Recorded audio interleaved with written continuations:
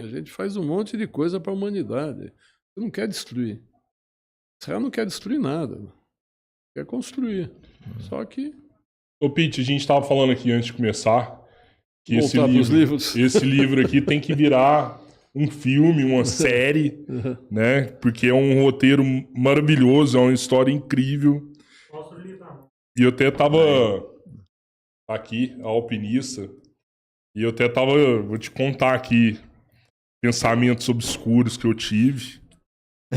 Mas a Hannelore, né? Hannelore.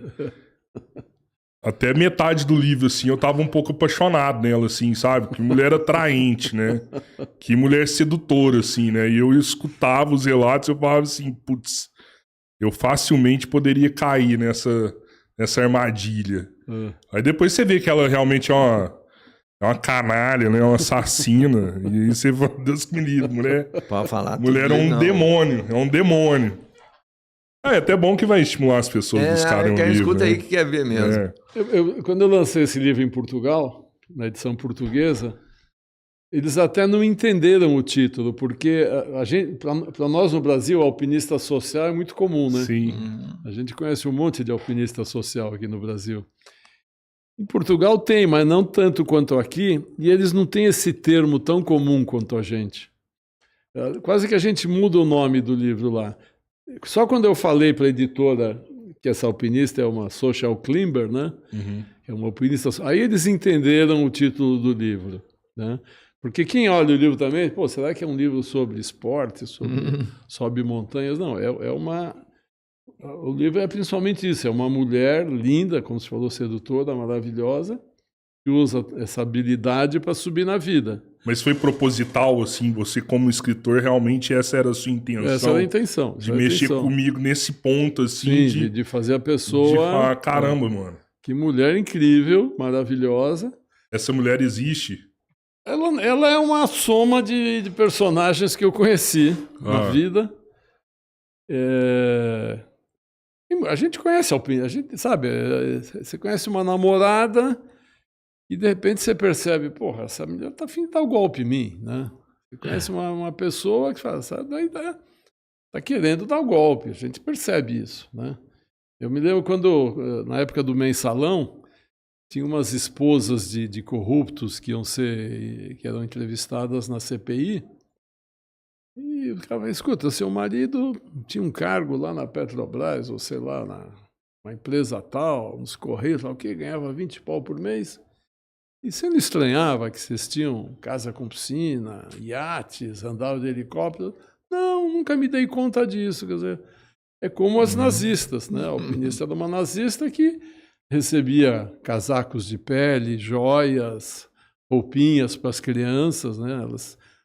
Os maridos trabalhavam num campo de concentração, roubavam dos judeus que iam ser mortos, levavam para casa os presentes, e ela usava aquilo de segunda mão, sem se questionar, mas escuta, de onde surgiram 10 casacos de pele de mulher? Elas eram cúmplices disso. Elas eram cúmplices, exatamente. Sempre souberam de tudo que aconteceu ali e validaram as ações, né? Exatamente. Então, essa, na verdade, era uma alpinista social comum, só que eu situo ela na Alemanha nazista. Então, ela se aproveita de cada momento do nazismo para subir na vida.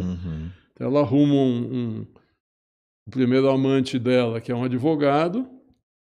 Os advogados na Alemanha se deram muito bem, porque uma das leis raciais proibiu os advogados de trabalharem. Os advogados judeus. Os advogados judeus foram proibidos de trabalhar. Todos os profissionais judeus, todos os profissionais médicos, liberais. Professores. Todos foram proibidos. E ela então, e por que os advogados alemães concordaram com isso? Por que os advogados alemães aceitaram essa lei? Porque só em Berlim, 25% dos advogados eram judeus. Então, quando você proíbe 25% de trabalhar, o mercado melhora. Vou ganhar dinheiro, né? Então, ela arruma um advogado que fica rico por causa disso, e esse advogado que tem boas conexões arruma para ela morar a casa de um judeu que desaparece.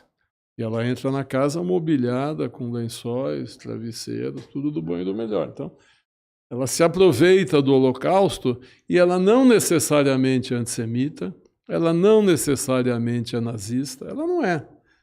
Eu deixo isso bem claro. Ela é a política, ela é a partidária. Mas é oportunista. É oportunista. É oportunista. Mas ela não faz isso porque ela odeia os judeus. Ela se aproveita do momento, que é o que aconteceu. Né? Com muita gente. Por exemplo, quando eu contei agora que uma família de palestinos recebeu uma refém para usar como escrava, se aproveitou da escrava. Mas eu acho que em algum momento ela passou a ser antissemita ali, né? Eu não acho. Não, ela se aproveita, ela não tem escrúpulo, ela é uma psicopata, ela não tem sentimento. É. Ela até, depois ela vai ajudar o comandante de campo. Vocês viram aquele filme, A Zona de Interesse? Assistiram? Não, esse não. É um filme recente que se passa ao lado de Auschwitz, lá, O Zona de Interesse é a história vamos dizer, uma das cenas que eu conto no livro, uma das partes que eu conto no livro, que o comandante morava ao lado de um campo de concentração. O Rudolf Hess, que era o comandante de Auschwitz, a casa dele era muro com Auschwitz. O muro que dividia o jardim dele era o muro de Auschwitz. Ele morava lá com a mulher e 5 filhos. 5 filhos pequenos. E a família se reclamava, às vezes, que estava um cheiro ruim no ar, que eram os cadáveres sendo decompostos. A família reclamava que estava caindo cinza no jardim. Eram as cinzas do crematório. Então, ele morou muro a muro. Tem um personagem que eu conto nesse livro que eu tirei dessa história. Então, por que a mulher morava do lado? Porque era muito bom para ela. Ela tinha escravos à vontade, para jardim, para cozinhar, para fazer os vestidos dela. Ela pegava costureiras judias, pegava mestre cuca judia, roubava, falava, benzinho, eu quero joias, eu quero casacos, quero brinquedos para meus filhos. Ele ia lá e pegava no campo e trazia. O Rudolf Hess, quando foi para Auschwitz, ele levou um caminhão de mudança. Quando ele saiu com 5 caminhões de mudança. Nossa. A corrupção corria solta no nazismo. Porque um regime como esse só pode ser amoral, né? Aético. Então a corrupção corria solta. Então, todo mundo que circulava em volta se deu bem. Você colocou ela para seduzir, até uma roteirista alemã também. Essa existiu, né? Essa mulher, Leni, né? Leni Riefenstahl, tem vários filmes dela, cineasta, né? Ela seduz até a Leni Riefenstahl. Ela é boa de sedução. Ela é um perigo essa aí. Falando de mulheres, de nazistas e tudo mais, uma das que mais me chamou a atenção, e até eu ia te perguntar isso na hora que eu te perguntei sobre as tatuagens, é que tinha uma que arrancava a pele das pessoas e fazia uma coleção disso, não era? Era a... Deixa eu ver se eu lembro o nome dela. Tinha 2, Irma Grise, era uma, e a não sei o que, Koch, não lembro o nome da outra. Eram 2 alemãs. Uma, essa Koch, eu não lembro o primeiro nome, ela era a mulher do comandante de Buchenwald e Majdanek, 2 campos nazistas. E a outra, Irma Grise, era uma menina que foi trabalhar com 18 anos nos campos de concentração. Elas eram tão malucas que elas gostavam de colecionar pele com tatuagem.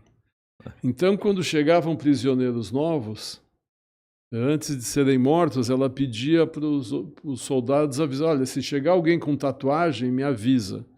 Aí ela ia lá, via, se gostava da tatuagem, mandava matar o cara, tirar a pele, e ela guardava aquela pele. Ela tinha um álbum que guardava as peles com tatuagens. Mano, assim, nessa hora você percebe a loucura, a maldade que existia ali. Não tinha distinção de sexo, de idade. não. E isso são as provas que foram recuperadas, né? Imagina a quantidade de prova que foi perdida, que foi queimada, né? Destruíram. Eu acho que deve ter destruído mais de 90% do material. Né? Quando os nazistas sabiam que estavam cometendo um crime. Quando começam os fuzilamentos, o Holocausto começa primeiro por fuzilamento. É o jeito mais óbvio de você matar é dando um tiro em alguém, né?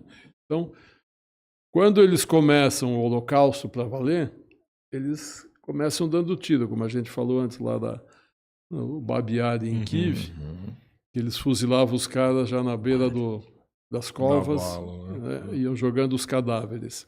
Isso eles fizeram na Lituânia, na Letônia, em vários países do leste, eles começaram matando assim. Deixaram de matar assim por 3 motivos. Era antieconômico, tinha que levar os soldados até as vítimas, então era viagens, era salário, era equipamento, era comida para os soldados, porque estava gastando muita munição, e munição era importante na guerra. E o terceiro fator que estava incomodando os carrascos, porque quando você mata olhando uma criança gritando, uma mãe gritando, é um horror. Então, depois de dias fazendo isso, os soldados começavam a passar mal, os oficiais davam mais vodka para eles. Então, como estava prejudicando os carrascos, mudaram o método de assassinato. Mas esse método que eles jogavam os cadáveres em covas, quando inverte o rumo da guerra, os soviéticos começam a vir em direção à Alemanha, eles mandam, Hitler mandam soldados levar escravos judeus para desenterrar aqueles cadáveres e cremar, para que não sejam encontradas as provas do assassinato, porque eles sabiam que era um crime. Eles sabiam que estava cometendo um crime. Diferente do Hamas, que acha que não está cometendo crime. Hamas matou, filmou e exibiu, dizendo, olha como eu estou orgulhoso de matar judeus. Os nazistas matavam escondido e depois tentaram destruir as provas. Então, muitos desses locais foram destruídos, como você falou. Então, muitas provas foram destruídas. Mesmo quando o Holocausto passa a ser a morte por gás, e eles passam a cremar os cadáveres para apagar as provas, tinha muita documentação nos campos. Tinha os fornos crematórios, tinha as câmaras de gás, tinha papelada. Quando os soviéticos começam a chegar perto dos campos, eles recebem ordens, os alemães, de destruir as provas. Então, os 5 crematórios de Auschwitz foram dinamitados. As câmaras de gás de Auschwitz foram dinamitadas. Majdanek, que é um campo na Polônia, perto de Lublin, o exército soviético chegou tão rápido que não deu tempo de destruir. Então, Majdanek está intacto. Está perfeito. As câmaras de gás, os fornos crematórios, está tudo perfeito. Tudo, até documentação de quantas toneladas de cabelo estavam vendendo, de quanto ouro foi roubado, está tudo documentado. Eles vendiam cabelo? Eles raspavam a cabeça dos prisioneiros e vendiam os cabelos. Tinha 2 funções os cabelos. Uma empresa alemã desenvolveu um tear para cabelo humano que transformava o cabelo em tapete. Eles usavam indústria para forrar o piso, porque no inverno é muito frio. Então faziam tapetes de cabelo para manter mais aquecido o chão de fábrica. Caraca. E o cabelo também era usado como material térmico de submarino, estofamento de banco de aviões, estofamento de banco de tanques, para que fosse um pouco mais confortável. Auschwitz, eles tentaram destruir tudo, mas não tiveram tempo de destruir tudo. Quando os soviéticos libertaram Auschwitz, abriram barracões e viram centenas de milhares de pares de sapatos, de roupinhas de criança, de casacos, de barbeadores e 7 toneladas de cabelo. 7 toneladas de cabelo. E aí que eles perguntaram para os prisioneiros, né? O que é esse cabelo? Eles raspavam da gente e tal. E depois foram descobrindo para que eles usavam os cabelos. Depois que os corpos eram cremados, as cinzas eram usadas como adubo. Então, tudo do judeu era aproveitado pela indústria da guerra. Depois que eles eram mortos, os dentes de ouro eram arrancados.